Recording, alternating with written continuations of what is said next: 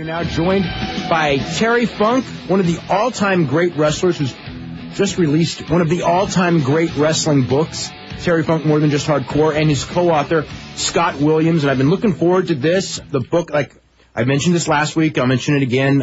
You must read this book. That's all I'm going to say. You must read this book. It's that good. It's best wrestling book in a long, long time. One of the best there's ever been. Maybe the best there's ever been. And just because Terry Funk has just, he's just basically been more places, done more, and had more experience than just about anyone who has ever lived when it comes to wrestling. He's been, he goes back to the 50s as a child, growing up when his father was a top wrestler, growing up in the Amarillo territory, and in other places as well. And starting in 1965 as a pro wrestler, still wrestling today. He's going to be wrestling soon, from what I gather. I haven't talked to him about it. Terry, are you wrestling? You're going to wrestle again? The last time you were on, you told me you were only going to wrestle one more match. Well, I think I'm wrestling. I'm not sure my opponent thinks I'm wrestling. When you get as old as I am, Dave, I don't know what the hell you really call it, but am I intending on going in the ring again? It kind of looks that way. Just on the ECW shows, or even more than that? On the ECW shows, I've had calls from both groups and talked to them and really would probably enjoy it a great deal. It's I think I would enjoy it. I hope that I will enjoy it. I hope that it'll be a pleasant experience for me. It's a bit different than the original ECW. A lot of people want to claim that the original ECW was Paulie Dangerously. They want to claim that Terry Funk had to do something with it. They want to claim all of these different Todd Gordon was the start of it, or whoever it might be. It was an assortment of guys that had a common dream, and that was to be a professional wrestler. And they were limited to having very few stages in the United States at that time, and ECW was one of the few. And a bunch of guys got together and hung together and made something work, and that includes me and Paulie and all of the other guys that were ever up there. We were all a part of it. It was something special in the business. And it really, even though that I'm going up there, like an old whore that I am, it's a shame that Vince is going to profit out of this thing when he's the man that killed it. Scott. Yes, sir. Tell everyone how to get a hold of the book. Well, we're thinking that the book should be on shelves this week. It shipped from the publishers 9 days ago, so it made its way to all the regional wholesalers this past week. Should be on bookshelves, we think, this week. And if you're online, you can also get it at highspots.com. Amazon.com has it. It's pretty much just your standard national, international distribution. Okay, and Terry, are you planning on going to Japan anytime soon? I've heard some talk that Ryuma goes. Have you talked to Ryuma Go? I've talked to him about it. We haven't come up with a definite date as of yet, and I really like the people that go over there to go. He's got some good talent, some good young talent that's going over there right now. Good American boys, and I'm really contemplating it, and more than likely I will, but I haven't done anything for certain on that. What's, your thoughts as far as, here we go with again, wrestling in 2005. And, it's been quite, going through your book, because I read it, but then this week when I actually got the hard copy a couple days ago, I went and reread it. And, it's just quite the journey, starting in, the 60s in Amarillo and, going through the 70s as world champion, and the early 70s when your brother was world champion, you were running around the country kind of making your name, and then, in the 80s in Japan, and then, WCW 1989 and ECW for all those years, in and out of WWE, pretty much Europe, which, we haven't talked a lot about, but, you've been so many different places for so many different years. Is there any periods that stand out, I guess, as far as this is what you liked wrestling, or a crew of guys that you just love to be around when you look back at your career and go like, this is like a highlight period? It's a funny question because that's kind of like people mention to me, who was your favorite opponent, or name me the top 5 guys, and I can't do that. I can't name one individual that was the best or anything like that because it spans such a career, and then I'll tell them that, and then I'll get started on it, and I'll go ahead and I'll say, well, as I was in the ring against Lou Thesz and Pat O'Connor and so many guys through the years, that I have been in the ring all the way up to The Rock, and all the way up to Triple H, it was a hell of a blast and a hell of a gig. And who is your favorite opponent? Well, am I going to say Harley Race, or am I going to say the Briscoe brothers, or am I going to say who was the favorite tag team you wrestled against? Am I going to say it was Brody and Snuka, or am I going to say it was Hanson and Brody, or on down the line to the Briscoe brothers again? Although we do kind of answer that in the book. You can't pick out individual guys, It's just it's been a long span, and it's been a great span, and it's something that's very difficult to pick out individuals in. What's my great opponent, Abdullah? I mean, there's another one. Made a lot of money with Dusty.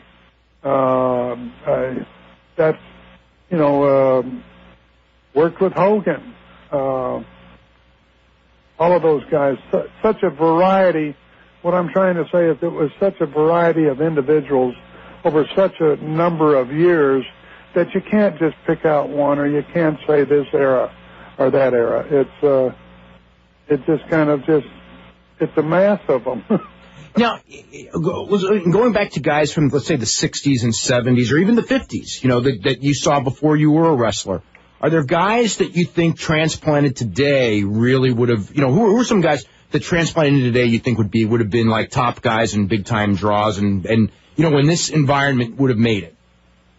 In this environment here, I think my father would have done very well in it. And I'm not just saying that because he's my father. I think Eddie Graham would have just thrived in this era.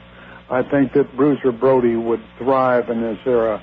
And here, I'm going to throw one at you that you're going to go ahead and you're going to say, you've got to be nuts.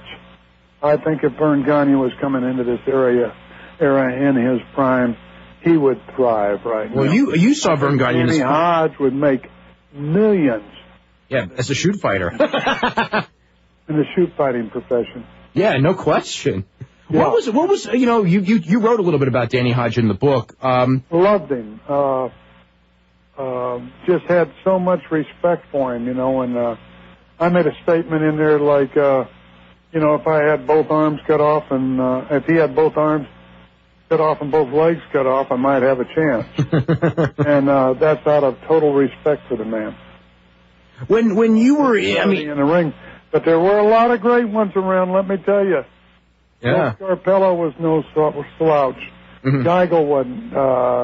Iron Mike DiBiase, we're talking about, they had a pretty raunchy group running around the country. As Ricky Starr that everybody thought was a ballet performer, and those were the tough guys in the business. They were somewhat of the policemen in the business. My father was also included in that group. Ray Gunkel was in that group, Buddy Rogers wasn't in that group. He was totally a performer, but a good performer and drew money. Well, one of the things that I think people don't realize is in the 50s, 60s, that era, in promotional wars and things like that, I mean, a lot of times you had a group would import some shooters. Your dad did this, I saw it in the book, basically, challenge the other guys.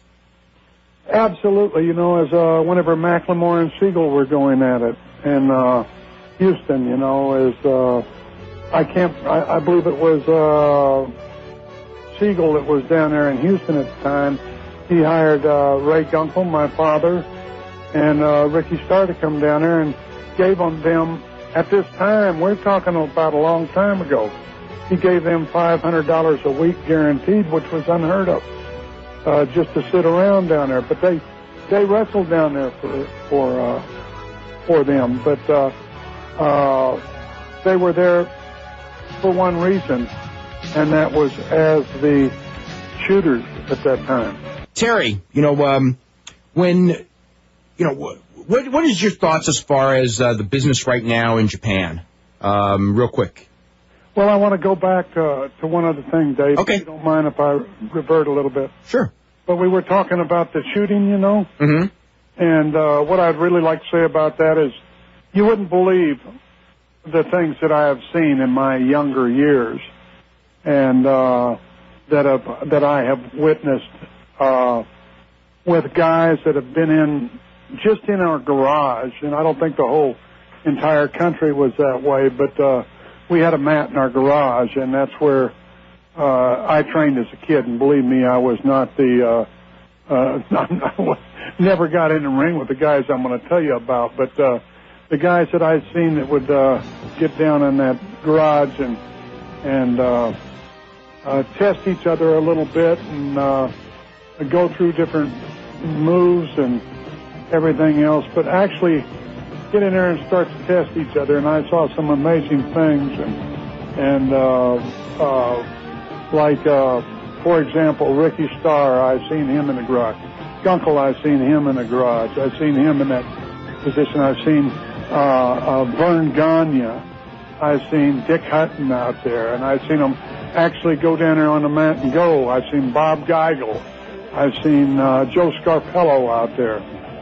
Just a number of guys. It was amazing thing that I didn't realize how amazing what I was watching at that time was. It was really a wonderful thing, and it was a testing. It wasn't shooting to the death or anything like that, but it was testing each other and knowing that each other could go, and it was really an exciting time. And I didn't even realize because I was so young at that time. Terry Funk, More Than Just Hardcore by Sports Publishing. It should be hitting bookstores this week. You can order it on Amazon.com and HighSpots.com. And I'm ordering you to order it. That's what I'm telling you, because you will not be disappointed, and you'll learn so much about professional wrestling in the last 40 years, probably more than almost any other book, because you just so many eras and so many places that are covered, so many different people from Eddie Graham to Vern Gagne to Bill Watts to Dusty Rhodes to Vince McMahon and Hulk Hogan, and how Hulk Hogan got in the Rocky movie that's going to be the big thing on Saturday, and Sly Stallone, who Terry worked with doing a movie in the late 70s called Paradise Alley, and did a couple other movies with later on. And just an incredible career, one of the most amazing careers in more places on top than just about any wrestler in history practically. And I'm watching with great interest the induction speech to see how different the Rocky III story is.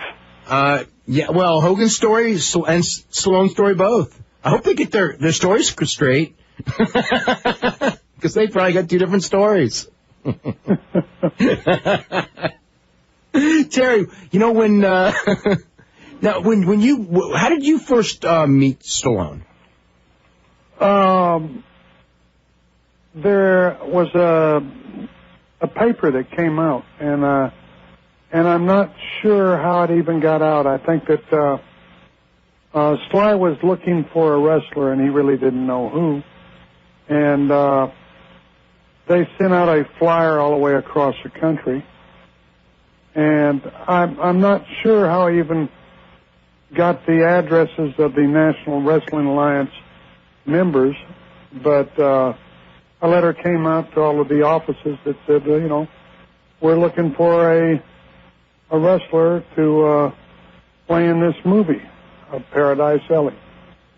And nobody even responded to it. I think I was the only one that responded to it and sent a tape back. And God, I'm glad that nobody else did. I'd have probably lost the part.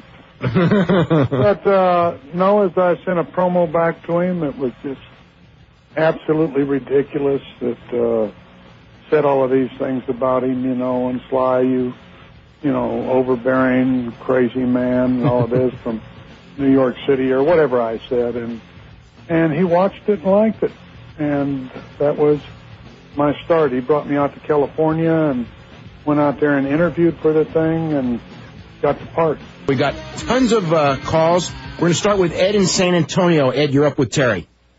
Hey guys, Terry, it's really an honor to speak with you. I have so much respect for you. My question that I have for you is, in the early 80s, you took part in a tournament in Houston to crown a world championship for Joe Blanchard when he was trying to get out of, go past, invade Paul Bosch's territory. And I know that going into that, you were the favorite to win the tournament, and I was wondering, were you ever scheduled to win the tournament, and did you ever have any heat with Paul Bosch for taking part in the show? I really don't think that I had any heat with Paul at that time. I really don't. And I don't think that was a deciding factor in the thing, but I've been wrestling for Joe in San Antonio and a lot of other areas, Corpus, and doing wonderful business at that time. And I was a part of that organization, and it was pretty difficult for me to alienate myself from Joe and them. It was a very tough situation, and Paul always understood it. And he understood the situation that I was in at that time. And it wasn't, I certainly didn't feel easy in going to Houston and going against Paul Bosch. I felt like it was a bit of a necessity because of the time that I had put into Joe Blanchard's television, and was a very important and intricate part of his TV show on a weekly basis at that time. Okay. And certainly Terry was one of the wrestlers that Paul requested come work his retirement show in 1987, so I think that says a lot about whether there were any hard feelings. Yeah, against Chavo Guerrero, right? Yep. Yeah. Oh, that's right. Yeah. I remember that. Chavo Guerrero and Bobby Orton. Yeah. Okay. Go ahead, Ed. Okay, I have another question, Terry. I'm one of the biggest marks for the movie Beyond the Mat, and I own a copy of a special VH edition. It's called a Special Gold Edition, which has some extra footage, and they have some footage of you in it. And I was very curious about this footage because it seems very, very odd. And it's footage of you at a bar, and you're sitting down at a table and you're playing cards. There's a couple, I guess I want to say a gay couple who were trying to antagonize you into a fight. Oh, my God, I never saw this. It was not a... The truth of the story, I don't know how it came out because I have never seen it, but this is a very true story. There was this big old goofy son of a gun that's a hell of a cattle buyer, and he damn sure knows those cattle, and he's a pretty damn good rancher, and his name was Larry Alford. And Larry Alford went over to this table, and the whole tour of Japanese people were there. And I'm just telling it how it is. This whole group of Japanese people were there, and he went to dance with one of the Japanese girls is what started it all. And the Japanese girl, he was not trying to be crazy or anything, but he weighed about 300 pounds, this guy did, and was about 6'4", and this little Japanese guy went ahead and that was running the tour at the time said, I don't want you dancing with girl. And he said, well, why don't you stand up and do something about it, chicken dick? That's the God's honest truth. Now, how it came out on the film or if that was a part, but that's the thing that happened over there, and I got very upset with him and ran him away there, and I don't recall anything the other way around at all. Okay. And one last question, Terry, is how many pages or even words did you devote to Dennis Stamp in your book? How many what? Dennis Stamp. I wonder if he's even in the book. Hold on. There's actually an index. I can find this out. No, I'll tell you what. Dennis Stamp. Yeah, he's in the book. Sure, Dennis is in the book. Dennis is everywhere. Yeah. He was also The one guy I think that was most remembered and beyond the mat was Dennis Stamp. It never fails that somebody doesn't bring up the portion of that movie that had Dennis Stamp. I think Dennis might have got more press off of that than you did, Terry. Well, I'm very serious. I think that it must have been a great part. But it keeps on coming up over and over and over again. Dennis Stamp. Where's he? What's he doing? Was that really him bouncing on a trampoline? Because that guy... That was classic, though, I have to say. That it was true. It was. I know it was true. But when he's talking about, I got to get in shape because I never know when my next booking is, and he hadn't wrestled in years. I mean, years. Be back and forth about refereeing, and that was all just as legitimate and real as it could be. Okay, well, thanks for taking my call, guys. Okay, very welcome. I have a question I need to ask. Okay, go ahead. I don't know if I've ever asked this one before. What was the story from that one day on Thunder where you had the hardcore match and you ended up in a stable? Oh, it's in the book, too. Good. With a horse that tried to kick you. Oh, yeah, that one could have been a lot worse. Oh, yeah. That was another one of those things that sometimes those idiots that don't know a thing about horses nor a thing about wrestling try to... They really don't understand. They don't understand the dangers of the profession or anything like that. It was pretty amazing that they would do something like that with a horse. And that's all talked about in the book. Yeah. I mean, and not only that, I mean, that could have been, I mean, I remember watching that thing and it was like, Jesus Christ. I had a horse. I know. And this is the truth. I've had horses because I've been around them all my life and hauled them, you know. And I've had horses that have kicked the entire metal back end out of a horse trailer because they just lost it, you know. And not that they were bad horses, crazy horses, but sometimes things happen with horses, and especially whenever you're behind them and jumping around, and instinct takes over, and they just lose it. And even though that those horses have been shot up, they weren't shot up sufficiently to take the danger out of them. And it was very fortunate that myself or Canalito didn't receive a very serious injury or just something terrible didn't happen to us at that time. You know, in that era of WCW, I mean, what, you know, here you were, you've been around wrestling your entire life, and that thing was on death's watch. Bizarre. But I mean, like their vision of wrestling. I mean, I just remember watching it. I'm just going like, I mean, like, where do they come up with this stuff, and what do they think their audience is? I mean, just watching it, it's almost surreal because, you know, when you think back on it, it's almost like you can't believe that like that last year ever happened because it was just so absolutely nutty. I went down there, Dave, and it was so bizarre and so crazy, and I'll be very honest with you. I was, it was bizarre and crazy from every side and every angle, from the executives that were in the WCW all the way down to the wrestlers themselves. It was very, very absurd and different, and there was no controlling it for anyone. Not myself or anybody could gain control of it. There was one. I just decided that, you know, I'm going to do my best to make it through and pick up some good money for as long as not as long as I can, but as long as that I felt like I was safe to stay there.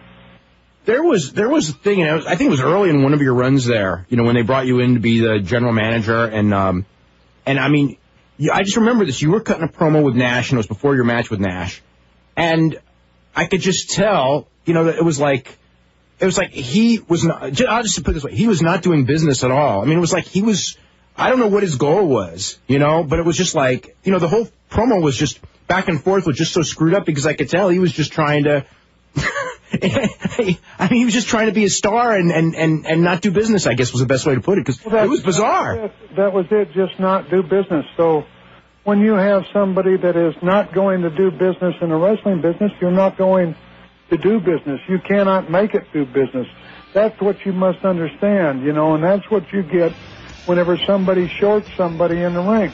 Yeah. You've got one guy out there, and somebody doesn't tell him, is that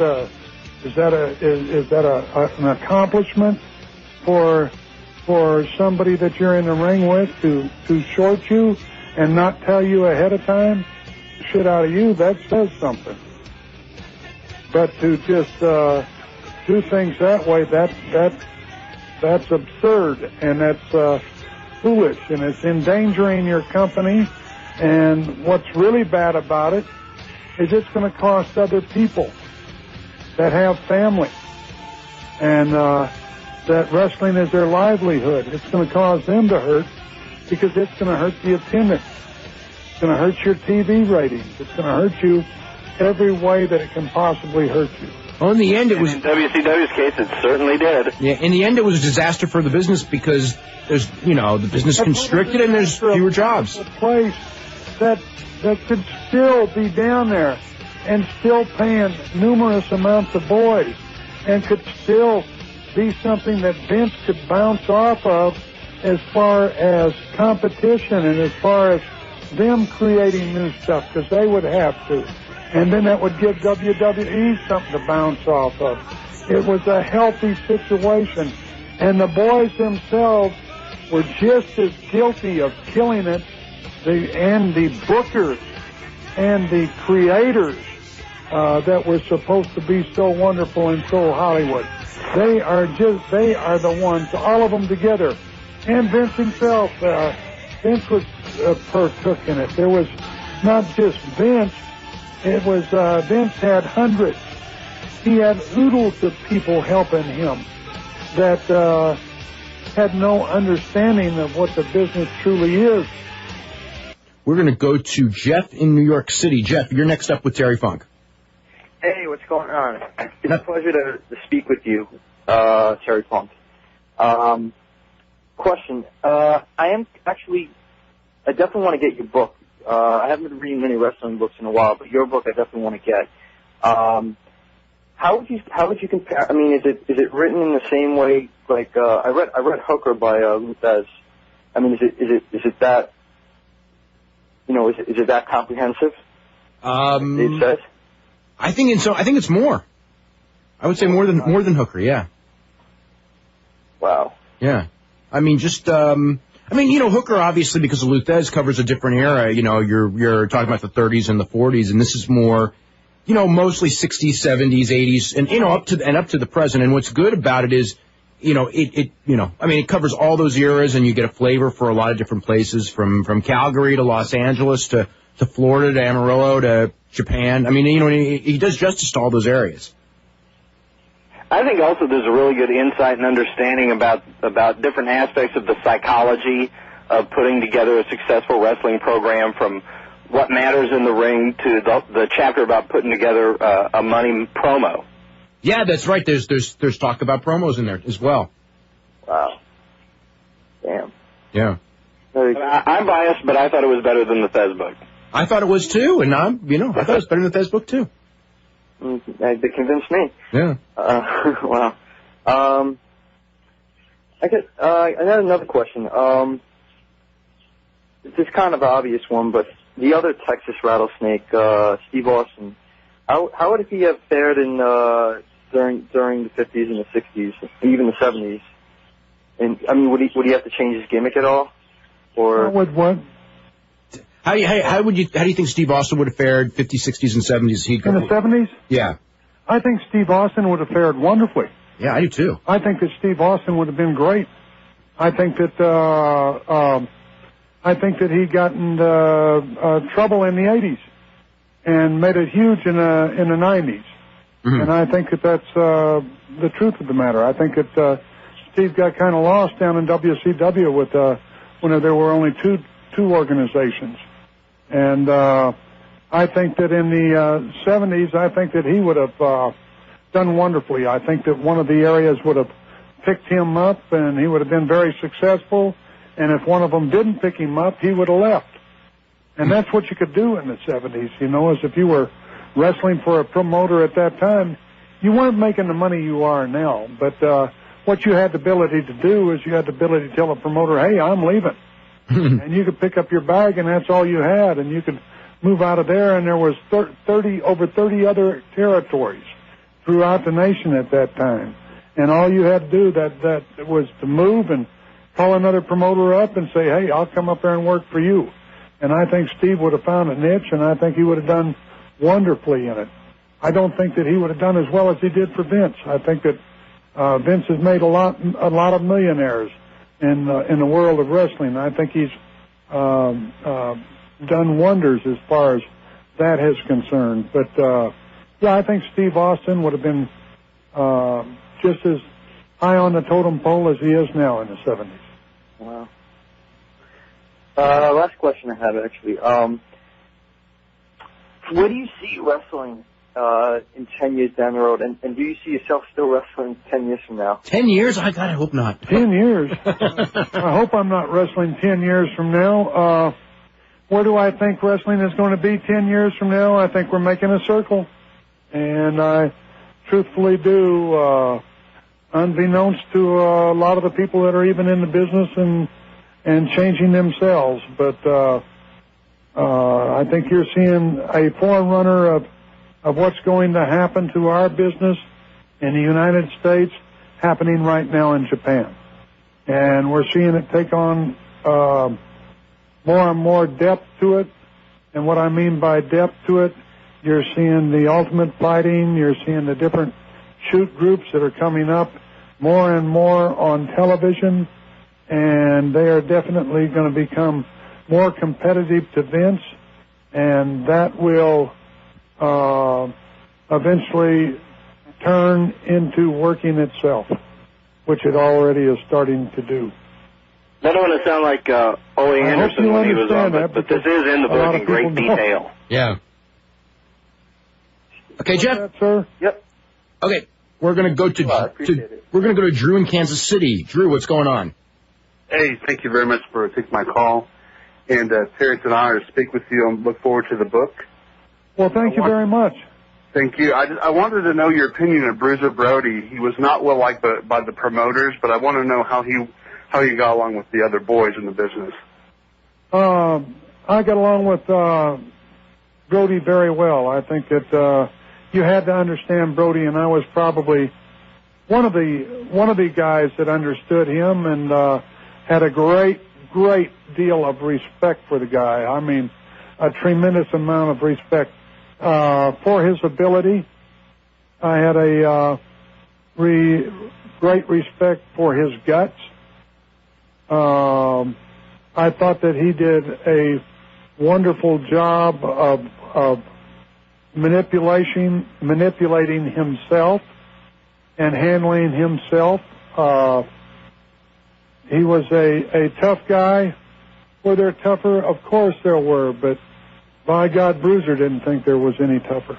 But the one thing about him was there were tougher guys, but he, what's the word I'm looking for? Kind of had the aura. He knew how to play the role of a tough guy better than the tough guys. The best. What you're saying is very true. Bruiser Brody. So I mean, in the ring, the way he worked, he made you believe he was tougher than he probably was. Whereas a lot of tough guys, the way they worked, you really didn't know. If you know what I'm saying. What was Bruiser Brody's greatest asset? I'll tell you what it was. Is he was smart, and he had a hell of a brain and a good mind on him, and that was a great attribute to him, and it might have been a detriment too, because that might have him being so smart and understanding how to manipulate others might have cost him his life. Yeah. Anything else, Drew? The only other thing I would ask is in the dressing room, was he someone that would be friendlier to the newer guys, or was he someone that kept himself and made his money? What was that? How was Brody in the dressing room? Man? Was he friendly to the new guys? Did he keep to himself? Brody was himself. Brody was not a big talker. Brody had his friends, and I was one of them. I truly believe that, and I think Bruiser would tell you that I was his friend, and I would tell you that he was my friend. And now you knew him from you knew him from college, right? What's that? You knew him from college. Absolutely. Yeah. Absolutely. And he was a talented individual, but yet his friends were few and far between because he chose it to be that way. And he had a facade about him that was very successful in making him a living. The facade that he had produced money. Okay. And it also scared some people. Yeah. And I'm talking about people, and again, that facade might have cost him his life. Yeah. We're going to go to Belleville, Ontario, and Jay. Jay, what's going on? Hey, Terry. Great to talk with you, and just wanted to say that you're one of my all-time favorites. And I wanted to ask you about one of the legends that you've worked with, Jumbo Tsuruta. He actually made his debut in your Amarillo territory. And I just wanted to ask your thoughts on working with him, and also how he was able to get over as a babyface at a time when no other Japanese could, and why Japanese wrestlers haven't been really able to do that since then. Terry? Yes, if I heard that right. He was asking about Jumbo Tsuruta getting over as a babyface in the Amarillo territory. Yeah, I'd like to... Jumbo was a great performer. He did start with us. My brother really schooled with... I want to say schooled... he spent a great deal of time with Jumbo, a lot more time than I do, and you can tell it by the styles, but Jumbo went back to Japan, and he was a tremendous success over there. And he was a very good amateur. He was good enough to go to the Olympics, so therefore he was the best heavyweight that Japan had at the time. But Jumbo was a sharp guy, too, you know, and he saved every buck that he made and did very well in the wrestling business, and was able to get out of it, which is very unusual for any professional wrestler to do, is to make enough to get out of it. But he very successfully invested his money and did very well. And then he came up with liver cancer, which is a very difficult thing, and that was a bad situation there, which took his life, and he tried every way that he could to prevent that from happening. But there was some things money can't buy, and one of them is your health. Anything else, Jay? At least it couldn't then. Yeah. Yeah, you were talking also about the influence of the shoot fighting and how things are mirroring the business over in Japan. I think that's true with the Ultimate Fighter show and a lot of the new shoot fighting promotions starting up. But another thing, I wanted to ask if you think that wrestling could go in the Lucha Libre direction. There's a Latino population that's growing in North America, and I wanted to ask if you think it may end up going in that direction. One thing I'd like to say about it is about Spanish wrestling, is you always hear how much the Japanese have done for wrestling. You always hear how much that, the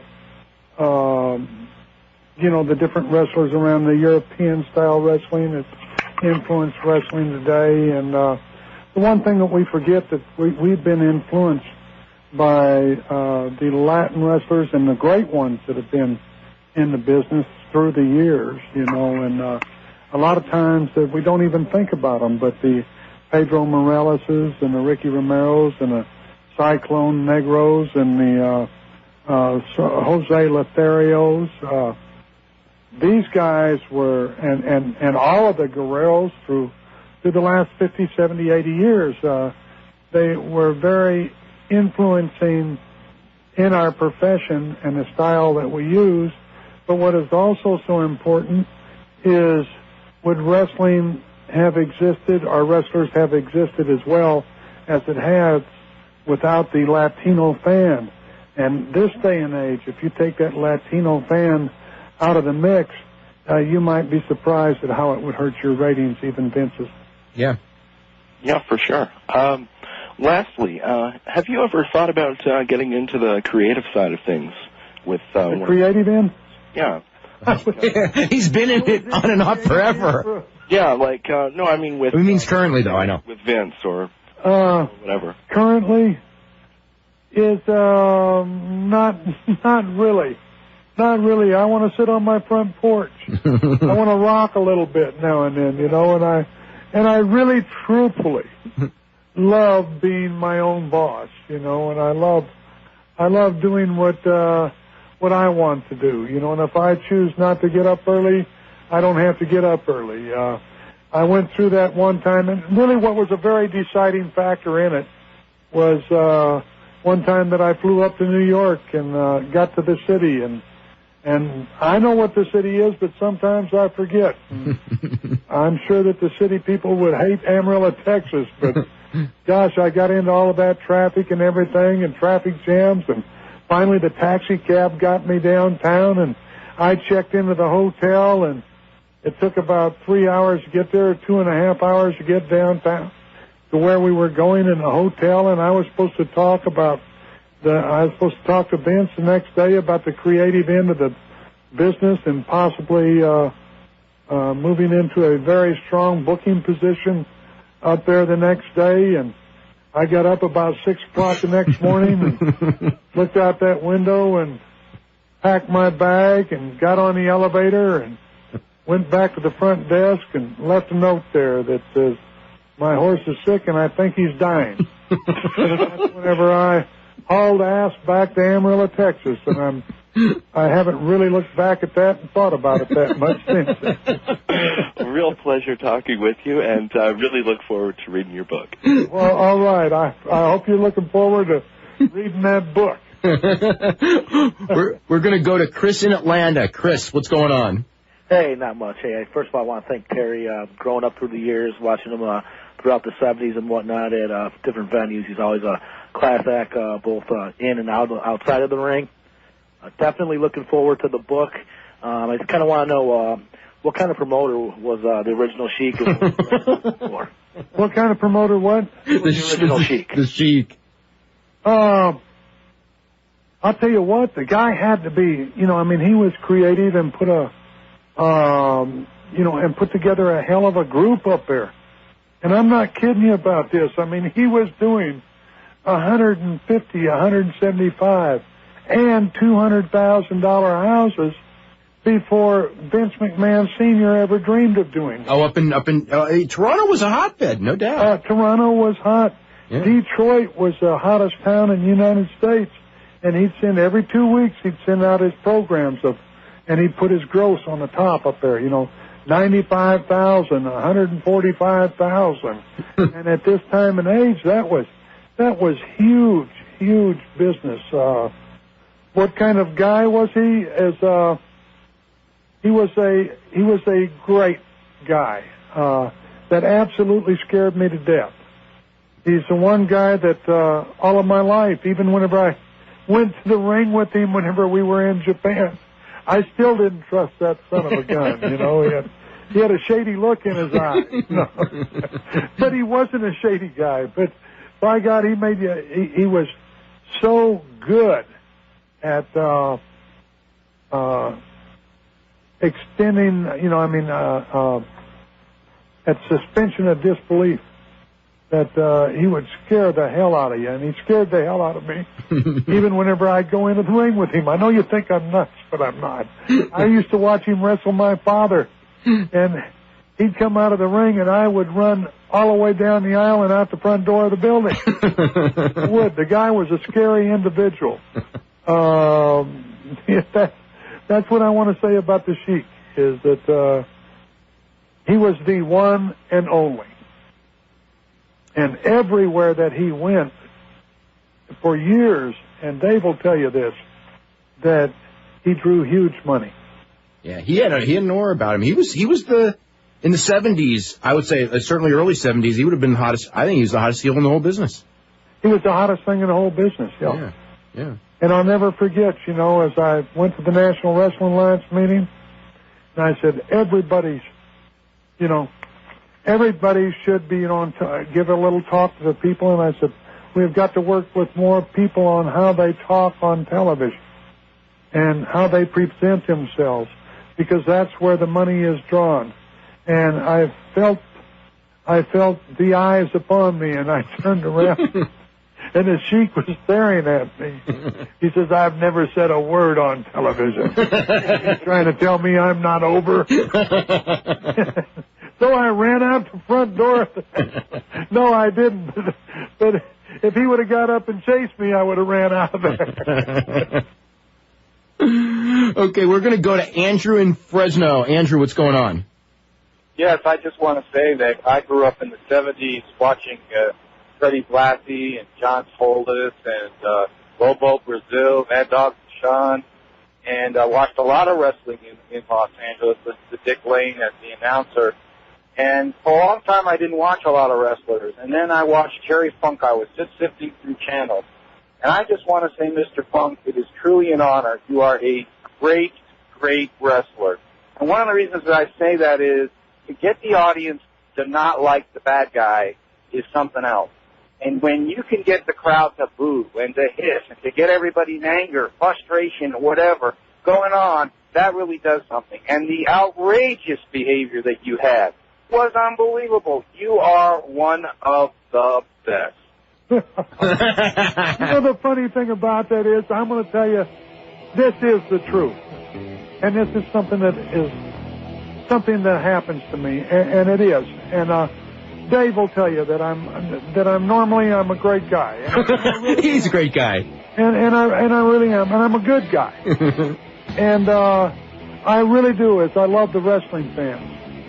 But whenever I'm healing, something happens to me somewhere from the time that I leave my house, and I'm serious about this. This is not a rib or a joke, but somewhere along that road or somewhere, I become Terry Funk, the heel. And I swear to God, I honestly hate every individual that comes to that arena that night. And I want to fight them. And I truthfully want to fight them. And my brother used to get so upset with me because he'd say, Terry, damn, you come down. As after the match was over with, he'd say that, hell, it takes him 30 minutes to even go ahead and you can't even talk to him. Dave, I got to say one thing. This is really important. Okay. Very important to me. After listening to your show in one night, Dave, it's amazing because I can quit smoking, I can stop limping, I can get rich, I can play baseball, I can play golf, and I can have a better sex drive after listening to you. That's right. All from on your show, so by God, I'm glad I'm here. I wanted to ask you about one name before we left because it's a name that a lot of modern fans don't know. But, and it's actually a name I know, but I don't know in another sense, even though I know the guy. But, it was before my time as well. But one of the guys who I guess in the 60s was considered like one of the great promo guys was Curtis Iukea. And could you describe Curtis Iukea, like what, if you learned from him? Because I know you talk about it in your book a little bit too. Gosh, he was just the very best. And, in fact, he was so good that Mark Lewin just attached to him and made a living with King Courtesy Achaia. He was the first guy that I really understood that he put a great deal of time into what he was saying, and he had a great deal of natural ability too, but he would go into these promos and just do a wonderful job. And the two guys that were really influential as far as my promos are concerned, and that I learned the most from. And they didn't come up to me and say, all right, Barry, this is what you got to do, and you got to do this better, and you got to speak this way, and you got to do that, and I want you, I mean, even from the eyes to where they were looking to, they were artists at it. They truthfully were. One was Courtesy Achaia, and the other one was Boris Maximilianovich Malenko, which was Boris Malenko and Dean's daddy, you know, and the two Malenko boys' fathers, you know, he was just great on promos, and I realized from them that that's how you must be good at it, because you can lose so much by that, because every second that you are on that TV, every second that you are before... Terry, we got it. We're like totally at the news break, okay? Thanks very much. We'll see everybody in two weeks.